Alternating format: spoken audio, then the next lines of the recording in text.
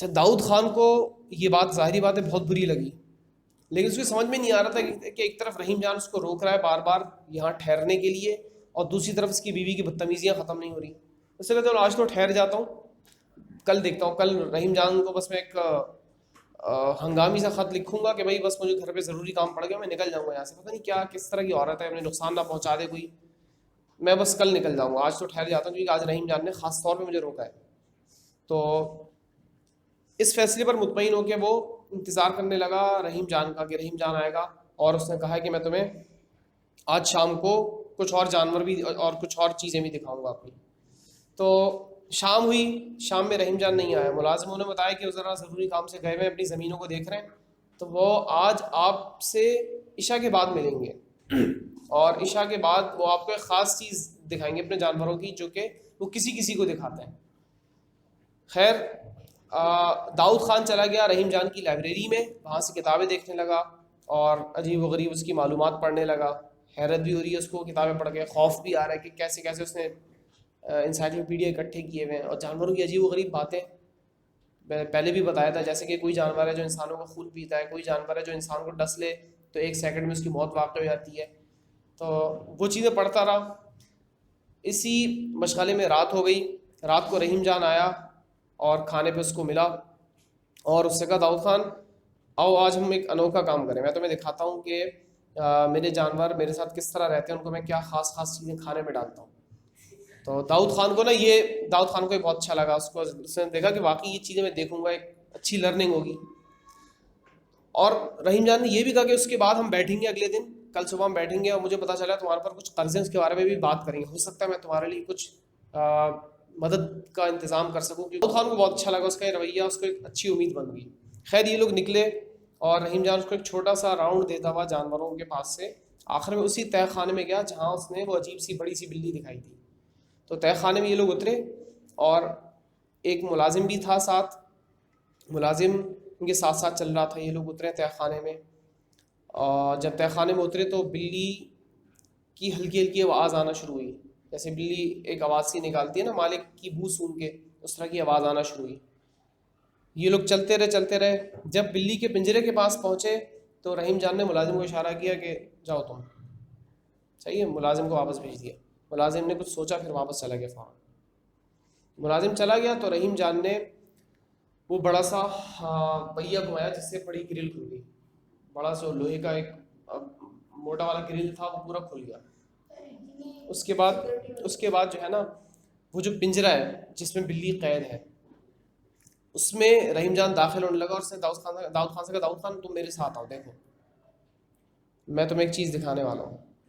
تو اس نے کیا کیا، ایک خاص چابی سے اس کا لاک کھولا، کنڈی کھولی اور وہ پنجرہ کھولا اور داؤد خان کا ہاتھ پکڑ کے اندر آنے لگا. داؤد خان کو ڈر بھی لگ رہا تھا کہ اتنی عجیب سی بلی ہے، اتنی خوفناک سی بڑی سی بلی ہے اور اس طرح میں اس کے پاس جا رہا ہوں. لیکن اس کو رحیم جان پر اعتماد تھا کہ وہ اس کا مالک ہے، بچپن سے پالا ہے اس کو، تو رحیم جان کے ہوتے ہوئے مجھ پہ حملہ نہیں کرے گی. تو رحیم جان اس کو لے کے اندر آیا. پھر اس نے کہا کہ ذرا میں یہ لاک کر دوں. یہ کہہ کے رحیم جان پیچھے ہوا اور اس نے پنجرہ ایک دم بند کیا زور سے، اور باہر سے اسے کنڈی لگا دی. کنڈی لگا کے اس نے لاک کر دیا، اس پنجرے کو لاک کر دیا. اب رحیم جان کھڑا ہوا ہے پنجرے کے ساتھ اور مسکرا رہا ہے. داؤد خان نے کہا رحیم جان صاحب میں سمجھا نہیں کیا کرنا ہے مجھے، مطلب آپ ابھی باہر کیوں آ گئے؟ رحیم جان نے کہا کہ دیکھو جو یہاں آتا ہے میرے علاوہ اس سے جواب نہیں پوچھا جاتا. اس پہ داؤد خان نے کہا بھائی کیا ہو گیا تمہیں، مجھے یہاں سے باہر نکالو، یہ جانور کس طرح کا تم چھوڑ کے جا رہے ہو یہاں؟ اس نے کہا دیکھو اسی جانور کے تو تمہیں میں نے یہاں بلوایا تھا. اس پہ داؤد خان چیخنا شروع ہو گیا. رحیم جان کو آواز آنے لگا. رحیم جان نے بڑی بے پرواہی سے، بڑی بے حسی سے وہ گرل باہر سے بند کی اور اس کا بڑا سا پہیا گھما دیا. اور ایک بار آخری میں مڑ کے دیکھا پیچھے اور بلی کو خاص انداز میں پچکارا، جیسے جانور کو آوازیں نکال کے کچھ سمجھاتے ہیں نا، اس طرح کر کے آواز نکالی اور رحیم جان چلتا چلا گیا تہ خانے سے آگے سیڑھیوں کی طرف. اب داؤد خان نے پھٹی پھٹی نگاہوں سے بلی کو دیکھا، کبھی اپنے آپ کو دیکھ رہا ہے، کبھی بلی کو دیکھ رہا ہے، کبھی رحیم جان کے جاتے ہوئے جسم کو دیکھ رہا ہے. اچھا بلی آرام سے بیٹھی ہوئی ہے اور سست پڑی ہوئی ہے، اور تھوڑا سا سر اٹھا کے اس کو دیکھتی ہے، پھر سر نیچے کر لیتی ہے. پھر وہ آہستہ سے اٹھی اور اٹھ کے داؤد خان کے پاس گئی اور داؤد خان کی ٹانگ سے اپنا سر ملنے لگی جیسے بلیاں کرتی ہیں. ایسی پیار سے لاڈ سے یوں کر کے اپنا سر مسلنے لگی اور اس کے پاؤں میں لوٹے لگانے لگی. لیکن اس کا یہ کام بھی اتنا بھیانک تھا کہ داؤد خان کے رونگٹے کھڑے ہو رہے تھے. اس کا سر کوئی معمولی سر تو تھا نہیں، بیل کے سر کے برابر اس کا سر تھا. وہ اس بلی کا وہ داؤد خان کی ٹانگ سے مل رہی تھی، اور اس کے بڑے بڑے کالے کالے بال داؤد خان کی ٹانگ سے مس ہو رہے تھے، جس سے اس کی کھال میں خوف سرایت کر رہا تھا. یہ کرتی رہی بلی، داؤد خان کے ارد گرد چکر لگاتی رہی. داؤد خان بری طرح کانپ رہا تھا. بلی پھر پیچھے جا کے بیٹھ گئی اور پھر جو ہے نا اسے سر نیچے کر لیا. پھر تھوڑی دیر بعد اٹھی اور داؤد خان کے پاؤں کے پاس آئی، اور داؤد خان اسی طرح کھڑا ہوا ٹھٹر رہا ہے، بری طرح کانپ رہا ہے. داؤد خان کے پاؤں کو سونگنے لگی. سونگا، پھر اس پہ اپنا ہلکا سا ہاتھ کر کے پنجہ لگایا. اس کا پنجہ ایسا تھا جیسے ایک سمجھے کہ بڑے بیل کا پاؤں ہوتا ہے، اس طرح کا اس کا پنجہ تھا. اس سے اس کے پاؤں کو یوں کر کے ہلانے لگی اور پھر ہلکا ہلکا ٹہلنے لگی. تھوڑی دیر بعد پھر اس طرف آئی اور وہ اپنی زبان نکال کے داؤد خان کے پاؤں کو زور زور سے چاٹنے لگی. داؤد خان کو یاد آیا کہ اس نے لائبریری کی کتابوں میں یہ پڑھا تھا کہ یہ جنگلی جانور جب اپنا شکار کھانے والے ہوتے ہیں تو اس طرح کی حرکتیں کرتے ہیں، یعنی اس پہ اپنا پنجہ لگاتے ہیں، اس کو سونگتے ہیں، اس پہ زبان سے چاٹنا شروع کرتے ہیں. ان کے کھانے کی تیاری ہوتی ہے. داؤد خان بری طرح کانپنے لگا، اس کے پورے جسم سے پسینہ آنے لگا. اس کو پتا تھا کہ چیخنے کا کوئی فائدہ نہیں ہے، تہہ خانہ اور یہ پنجرہ بالکل ایک طرف ہے اور بالکل بند ہے، اور سارے ملازمین بھی رحیم جان کے ملازم ہیں، وہ مدد کو نہیں آئیں گے. اب وہ سوچنے لگا کہ میں بھاگوں کس طرح. اس نے ادھر ادھر دیکھا، بالکل گھوب اندھیرا. اس میں بلی کی چمکتی ہوئی آنکھیں نظر آ رہی ہیں، اس سے اس کو اندازہ ہو رہا ہے کہ بلی یہ کر رہی ہے وہ کر رہی ہے، اور کچھ نظر نہیں آ رہا. اس نے بہت غور سے دیکھا تو اس کو اندازہ ہوا کہ یہ جو جگہ ہے اس کے اوپر کوئی 2 چھتی سی کوئی جگہ بنی ہوئی ہے شاید. اس کو کچھ ایسا لگا تو اس نے پلان بنایا. اس نے سوچا کہ اب جب بلی آئے گی تو میں جلدی سے اس کے اوپر پاؤں رکھ کے اوپر کی طرف چھلانگ لگا کے 2 چھتی پہ چڑھ جاؤں گا. تو وہ جو ہے بلی دوبارہ تھوڑی دیر بعد اٹھی اور پھر آہستہ آہستہ چلتی ہوئی داؤد خان کی طرف آئی، اور اس نے اب کی بار داؤد خان کے پاؤں کو ہلکے انداز میں منہ میں لیا. ہلکے سے اس نے جبڑے سے داؤد خان کے پاؤں کو منہ میں لیا. داؤد خان نے سوچا ابھی آخری موقع ہے. اس نے فوراً اپنا دوسرا پاؤں گھمایا اور بلی کے سر پہ پاؤں رکھ کے زور سے چھلانگ لگائی، اور پوری قوت سے جب اوپر اچھلا تو اس کے ہاتھ واقعی 2 چھتی سے لگے. اس نے 2 چھتی پہ پورا زور لگایا اور اپنا وجود پورا اوپر کی طرف دھکیلا. اسی اثنا میں اس بلی نے اچھل کے ایک دم ایک زور کا پنجہ گھمایا، جس سے داؤد خان کی پنڈلی کا گوشت اس کے پنجے کے ساتھ اتر کے نیچے آ گیا. داؤد خان کی پنڈلی کا جو پورا گوشت تھا وہ اس کے پنجے کے ساتھ، یہ والا جو حصہ ہے اس کا سارا گوشت اس کے پنجے پہ لگ گیا، اور وہ سارا سے نیچے ادھڑ کے پھینک دیا. وہ پوری پاؤں کے نچلے حصے کا گوشت بلی نے ایک بار میں ایسے کھا لیا جیسے عام بلیاں تھوڑا بہت پھینکا ہوا چھیچڑے کا گوشت کھاتی ہیں، اس طرح اس نے ایک بار میں پورا کھا لیا. داؤد خان کی تکلیف سے چیخیں نکلنے لگیں، اس کی ٹانگ سے خون بہنے لگا بری طرح، اور اس کے سارے کپڑے خون سے رنگ گئے، اور اسے لگنے لگا کہ یہ خون اگر بہتا رہا تو تھوڑی دیر میں بے ہوش ہو جاؤں گا، یا ہو سکتا ہے میں مر جاؤں.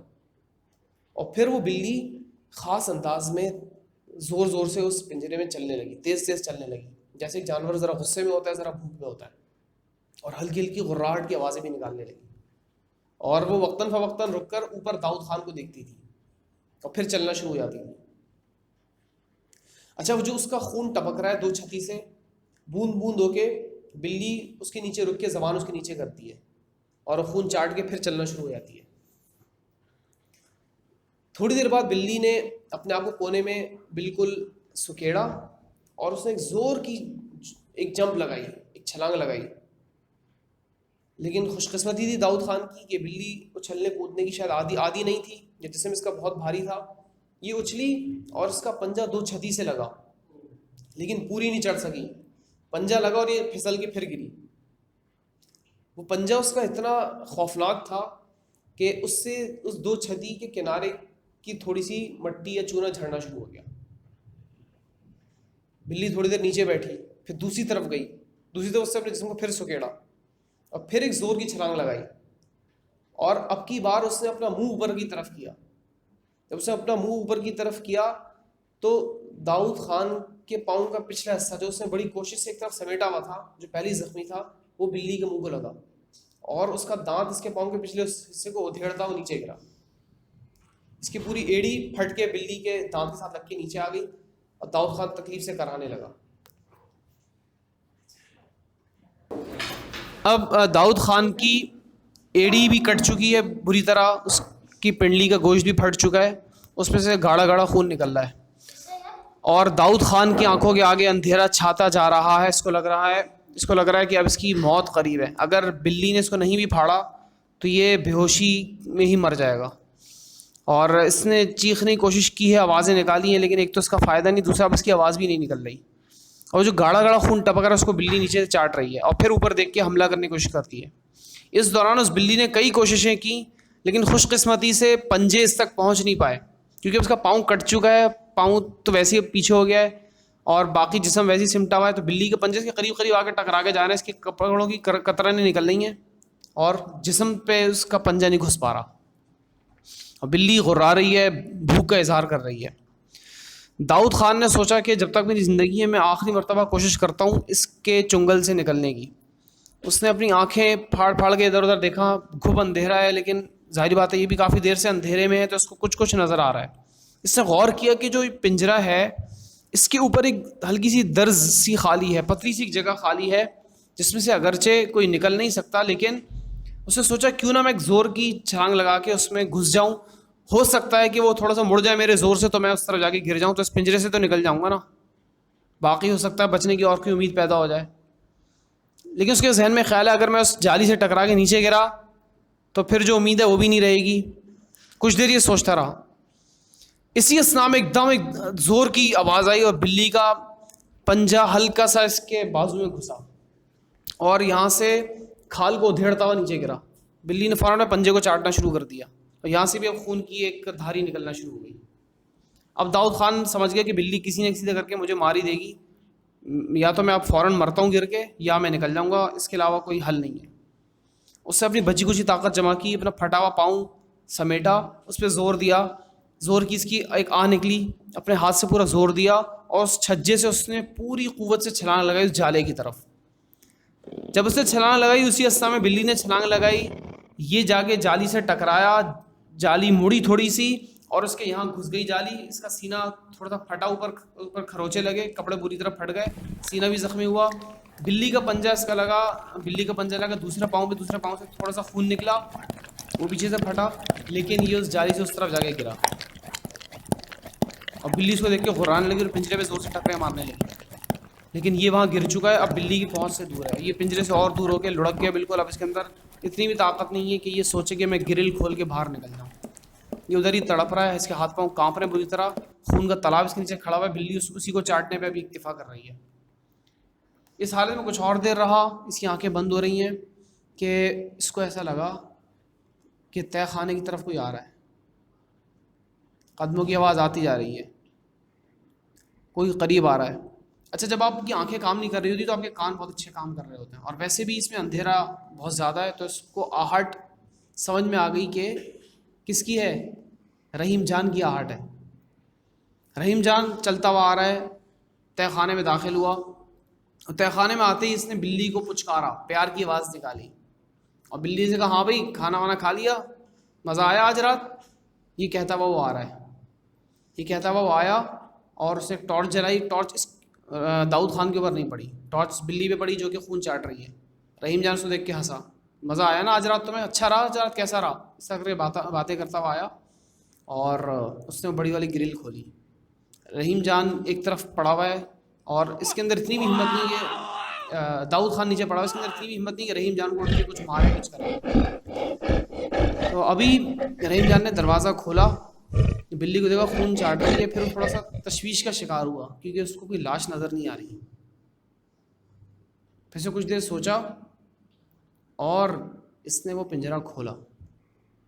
جو اس نے پنجرہ کھولا تو داؤد خان کو بھیانک چیخوں کی آوازیں آنا شروع ہوئی اور دور دور تک اس کی چیخیں جانے لگیں. اور جب داؤد خان بے ہوش ہو رہا تھا تو اس نے جو آخری منظر دیکھا وہ یہ تھا کہ خون اور گوشت کا ایک ہیولا، ایک لوتھڑا اس کے سامنے کھڑا ہوا ہے اور مدد کے لیے پکار رہا ہے. اس کے بعد وہ بھی بے ہوش ہو گیا اور اس کو نہیں پتہ چلا کیا ہوا. اس کی جب آنکھ کھلی تو اس کو اندازہ ہوا کہ شام کا سا وقت ہے. اور جب تھوڑا اور ہوش آیا اس کو سمجھ آیا کہ داؤد خان رحیم جان کا ہی کوئی کمرہ ہے. اور اس نے دیکھا کہ آس پاس کچھ میڈیکل کے لوگ کھڑے ہوئے ہیں، پولیس والے کھڑے ہوئے ایک طرف، وہ کچھ اپنی باتیں کر رہے ہیں. ایک وکیل کی صورت کا آدمی، لائر قسم کا آدمی کھڑا ہوا ہے، اور وہ افریقہ کی عورت جو اس کی بیوی تھی وہ کھڑی ہوئی ہے، یہ باتیں کر رہے ہیں. جب رحیم جان کو، داؤد خان کو ہوش میں آتا دیکھا تو میڈیکل کے لوگ آئے، اس کے نبض پہ ہاتھ رکھا، اس کو مبارکباد دی کہ آپ کی جان بچ گئی ہے، آپ بالکل صحیح ہو جائیں گے انشاءاللہ، کوئی مسئلے کی بات نہیں، اس طرح کی تسلی دینے لگے. اس کے بعد پولیس اس کے قریب آئی اور کچھ چیزیں اس کے پاس کھڑے ہو کے نوٹ کی اور اس سے پوچھا کہ آپ نے آخری منظر کیا دیکھا تھا، آپ کتنے بجے وہاں گئے تھے. سوالات کرنے لگے. ابھی سوالات کر ہی رہے تھے کہ لائر آ گیا. اس سے کہ بس سوالات زیادہ نہیں کریں، ابھی یہ پیشنٹ ہے، بعد میں سوالات کر لیجیے، ابھی آپ لوگ جائیے. پولیس والے خیر بڑبڑاتے ہوئے ایک طرف چلے گئے. پھر وہ افریقہ والی عورت آگے آئی، لائر بھی اس کے ساتھ کھڑا ہوا تھا. افریقہ کی عورت نے سنبھل کے بات کرنا شروع کی کہ آپ کی ایک بری خبر ہے اور ایک بہت اچھی خبر ہے. بری خبر تو یہ ہے کہ آپ کی آدھی ٹانگ کاٹ دی گئی ہے. اگرچہ آپ کے جسم کے باقی حصے محفوظ رہیں لیکن آپ کی آدھی ٹانگ بہت زہر آلود ہو چکی تھی اور بالکل چبائی جا چکی تھی، وہ کسی کام کی نہیں تھی. وہ ایک جلدی سے آپریشن کر کے ڈاکٹرز نے کاٹ دیا ہے اور اب آپ کا باقی جسم محفوظ ہے. اور اچھی خبر سنانے سے پہلے میں آپ کو اپنا پس منظر بتا دوں کہ رحیم جان جب ہمارے علاقے میں آیا، یوگانڈا کی طرف سیر و تفریح کرنے آیا، تو اس کو ایک بلی کا چھوٹا سا بچہ ملا تھا جس کو اس نے پالا. اور وہ جو بلی تھی اس کے خاندان کے بارے میں مشہور تھی یہ بات کہ یہ بلی آدم خور ہے، انسانوں کو گوشت اور خون کھا کے پلتی بڑھتی ہے. تو ہمارے قبیلے کے لوگ اس کو مارنا چاہ رہے تھے، اسے زبردستی کر کے وہ بچہ پال لیا. اور اس نے ہمارے علاقے میں یہ بات بھی کی کہ مجھے یہاں سے ایک ملازمہ چاہیے، ایک نوکرانی چاہیے جو اس کی حفاظت کر سکے. تو میں یتیم تھی، میرے قبیلے والوں نے کہا اس کو آپ رکھ لیں. تو اس نے مجھ سے زبردستی شادی کر لی اور اس بلی کے بچے کو پالا. اور اس بلی کے بچے کے لیے انسانوں کا گوشت لایا کرتا تھا اور کوئی بھی اس کی شکایت نہیں کر سکتا تھا، کوئی اس سے لڑ نہیں سکتا تھا. حتیٰ کہ اس نے مجھے دھمکی دی ہوئی تھی کہ اگر تم نے یہ راز فاش کیا تو اگلا نوالا تم ہوگی.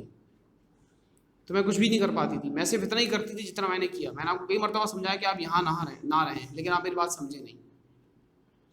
لیکن بہرحال میں آپ کو شکریہ ادا کرتی ہوں کہ آپ نے اس ظالم سے بہت سے انسانوں کو اور مجھے بھی نجات دلائی. میں بھی اپنے گھر جا رہی ہوں.